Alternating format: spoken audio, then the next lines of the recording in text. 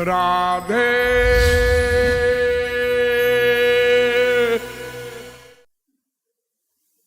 नंद नंदन ही हमारे प्रिय हैं, इसका क्या मतलब?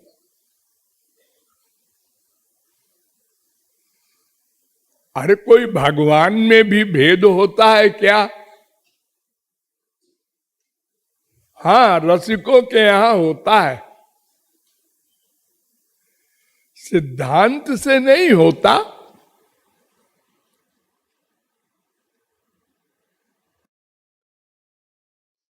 श्री कृष्ण के अनंत अवतार हुए, इसलिए अनंत रूप है। अरे थोड़े बहुत तो आप लोग जानते ही हैं, भागवत में 22 अवतार, कहीं 23, कहीं 24 कहा गया है। ये तो नहीं, अवतारा है असंख्य, असंख्य अवतार हो चुके और हो रहे हैं। तो क्यों जी, इस समय भी अवतार है? कहां है? अनंत कोटि ब्रह्मांड है, आप तो एक छोटे से ब्रह्मांड में बैठे हैं, चतुर्मुखी ब्रह्मा के ब्रह्मांड में। ये तो बड़ा छोटा सा ब्रह्मांड है। जितने मुख का ब्रह्मा होता है, उतने बड़ा उसका ब्रह्मांड होता है।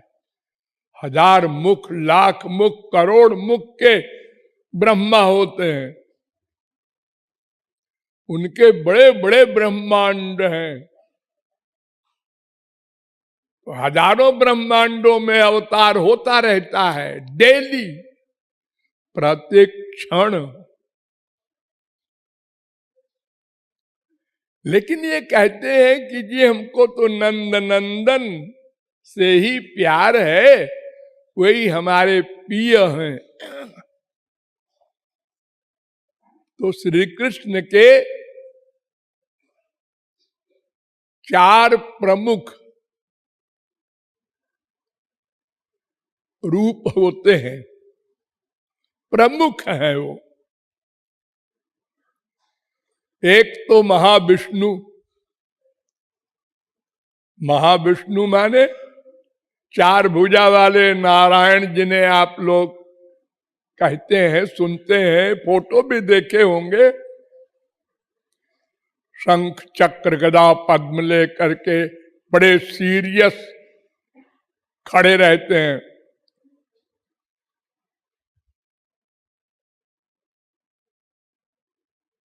वहां बड़ा ऐश्वर्य है। एक बात आप लोग समझ ले कि एक परव्योम लोक का एरिया है, उस परव्योम लोक में माया नहीं जा सकती। वहां पर ये सूर्य, ये चंद्र जो आपके ब्रह्मांड में है, ये सब की वहां गति नहीं है। परव्योम लोक में श्री कृष्ण ही स्वयं सब कुछ बनते हैं, वहां कोई देवी देवता नहीं घुस सकता। तो उन्हीं अनंत लोक हैं वो। मुंडकोपनिषद में कहा गया है, ते ब्रह्म लोकेशु परांत काले। लोकेशु बहुवचन है, एक लोक नहीं है। अरे मोटे तौर से आप लोग समझ लिए, ये ब्रह्मा का लोक है, ये विष्णु का लोक है, ये शंकर का लोक है, ये राम का लोक है, ये सब अवतारों के लोक होते हैं। और जब अनंत अवतार हुए तो अनंत लोक भी होंगे। भगवान की कोई चीज लिमिटेड नहीं है, सीमित नहीं है। जन्म कर्माभिधानानि संति मेंग सहस्रशः। दसम स्कंद के 51वें अध्याय का 37वां श्लोक। भगवान कहते हैं मेरे जन्म माने अवतार और कर्म और नाम आदि अनंत है। अरे अनंत कैसे, कुछ तो बताओ। न शक्यन्ते नुसंख्यातु मनंतत्वान्मयापि। अनंत होने से मैं भी नहीं बता सकता कितने हैं।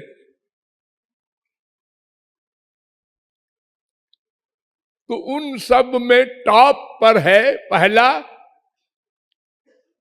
बैकुंठ। नाम सुने होंगे आप लोग।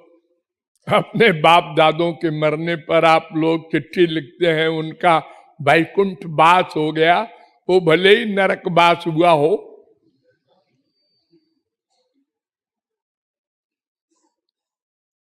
और जो बिल्कुल ही अल्पज्ञ है वो तो लिख देते हैं स्वर्गवास हो गया।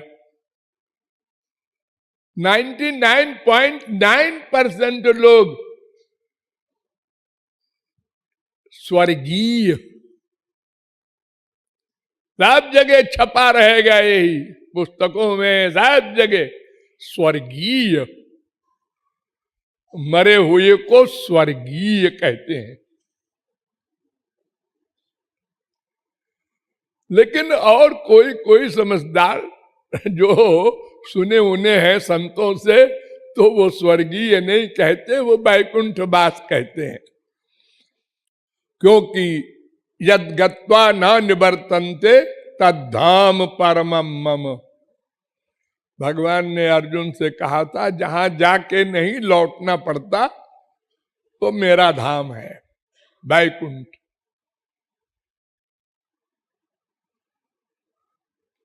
बसंती यत्र पुरुषा सर्वे बैकुंठ मूर्तया। लेकिन बैकुंठ में श्री कृष्ण का जो रूप है चार भुजा वाला, वहां बड़ा ऐश्वर्य है। जैसे संसार में किसी राजा का ऐश्वर्य होता है,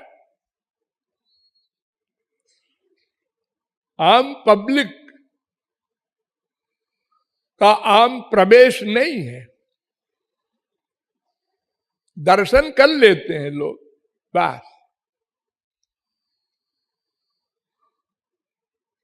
कुछ उनके पार्षद हैं जो उनकी सेवा में रहते हैं। जितनों को भगवान ने मारा श्री कृष्ण ने, सब बैकुंठ गए।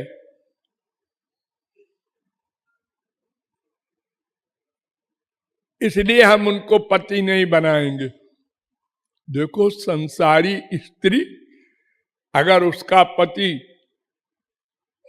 एसपी हो, डीआईजी हो, आईजी हो, डीजी हो, कलेक्टर, कमिश्नर, गवर्नर हो, उस सीट पर बैठा हो और बीबी जाके देखे तो कहेगी अरे तो बड़े मुंह फुलाए बैठे हुए हैं। अब बीबी की ओर वो देखा भी उन्होंने तो बड़े सीरियस होके, क्या हो गया है इनको। प्राइवेट कमरे में तो और तरह से देखते हैं, अरे तो ये ऑफिस है यहां ऐसे ही बैठना पड़ता है एक्टिंग करके। जब मम्मी के पास जाएगा घर वही ऑफिसर, अब जो अपने छोटे से बच्चे को गोद में लेके जल करेगा तब दूसरा रूप हो जाएगा। इसलिए मैं उनको प्रियतम नहीं बनाऊंगी। इससे अधिक सरस रूप है श्री कृष्ण का द्वारिका का।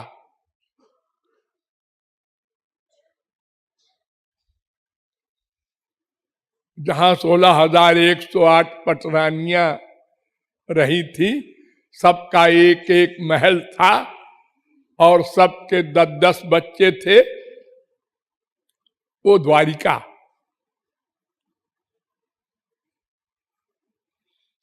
वहां ऐश्वर्य तो है ज्यादा, लेकिन माधुर्य भी वैकुंठ से ज्यादा है। लेकिन फिर भी ऐश्वर्य तो है।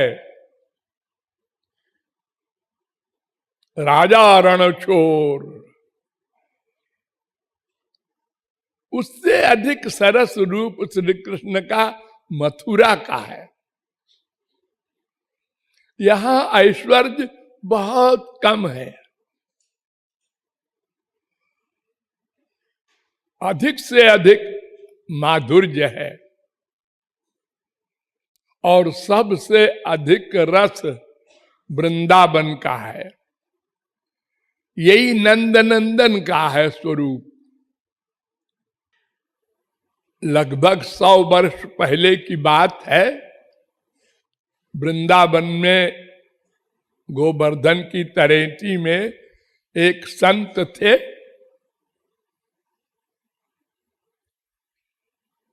सच्चे संत जिसे कहते हैं, वो उनको कभी कभी साक्षात दर्शन भी होता है, ऐसी अवस्था वाले। और नहीं भी होता है तो वो मस्ती में श्याम सुंदर के प्रेम में विभोर रहते हैं सदा। तो एक बार उनको ऐसा लगा कि श्याम सुंदर सामने खड़े झांक रहे हैं मेरी ओर, तो वो दौड़े उनसे प्यार करने को। तो बीच में झाड़ी थी, उसमें वो अटक गए और उनके बाल जो इकरे बिखरे थे वो झाड़ी में लिपट गए, तो आगे नहीं जा सके। तो वो खड़े हो गए। उन्होंने कहा, अच्छा तुमको मेरी यही झांकी पसंद आई है, ठीक है हम खड़े रहेंगे। 1 दिन हो गए, 2 दिन हो गए, अब वो बेचारे खड़े न रह पाए, गिर गए। लेकिन जटा को सुलझाया नहीं अपने हाथ से। अब तूने उलझाया है तो तू ही सुलझाएगा। 7 दिन बीत गए। ठाकुर जी ने कहा, भाई अति हो गई, चलना चाहिए। राधा रानी से कहा, चलो भाई। अरे तुम हो आओ, हमारे को क्यों ले जाते हो? कहन वो मानेगा नहीं, बड़ा जिद्दी है। कहीं जाके तो देखो।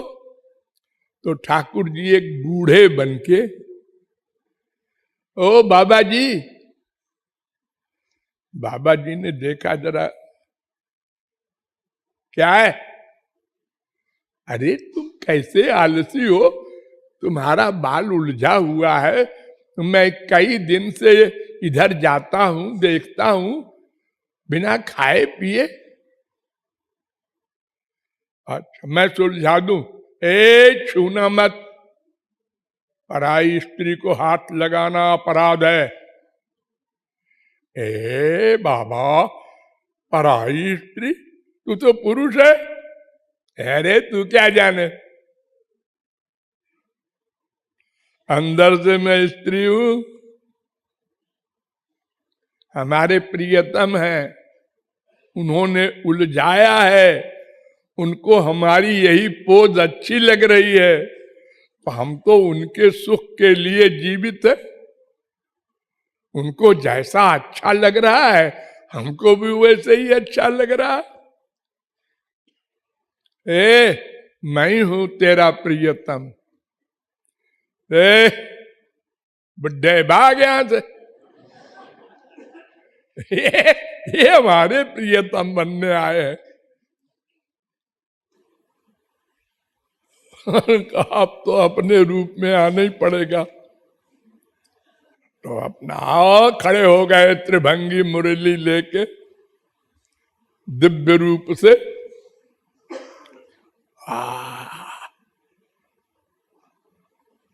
ठाकुर जी आगे बढ़े कि सुलझा दे।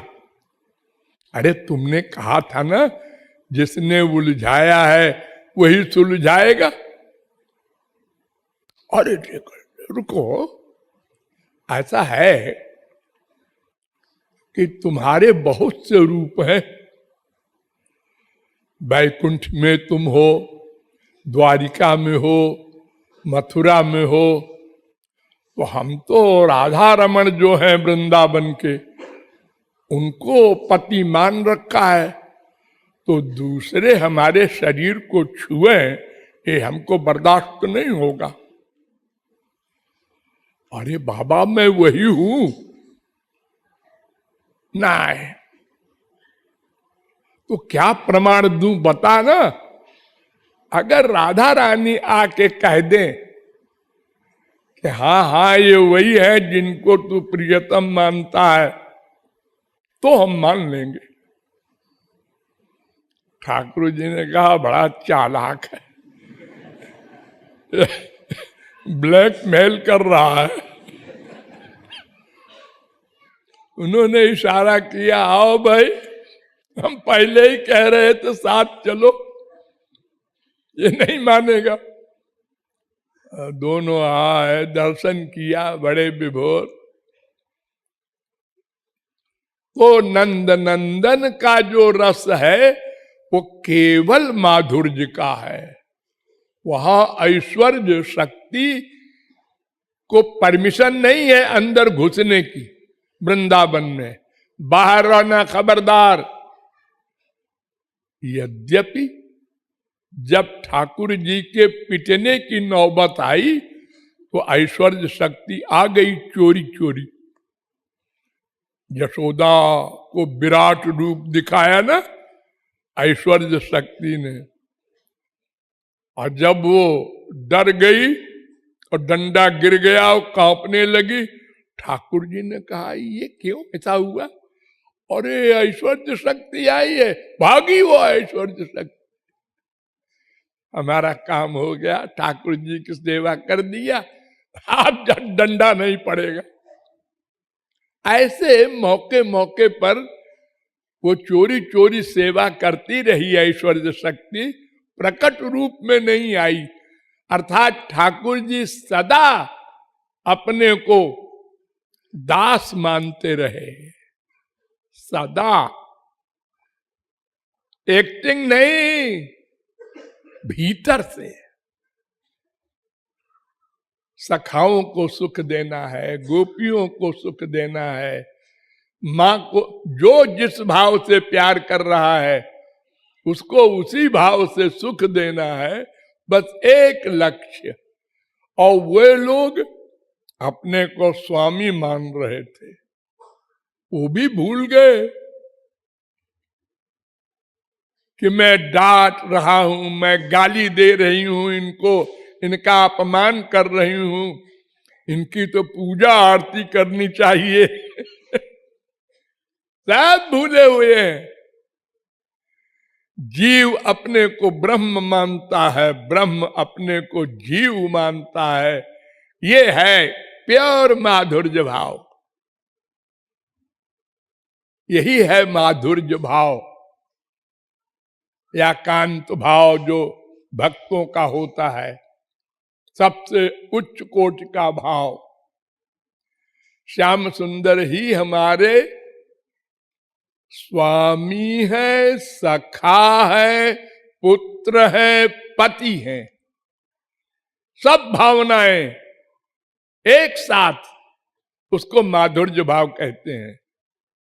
खाली पति है ऐसा नहीं, अभिमाना पति है, एक सेकंड बाद बेटे हैं, आ लल्ला आ। संसार में तो ऐसा नहीं होता। अरे संसार में तो पिट जाओगे ऐसा करोगे तो। और मेंटल हॉस्पिटल भेज दिए जाओगे। यहां सब अलग अलग माल है।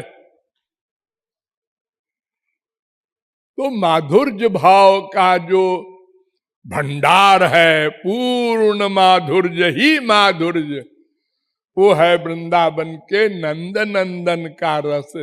वे हमारे प्रिय हैं, ये भावार्थ है। राधे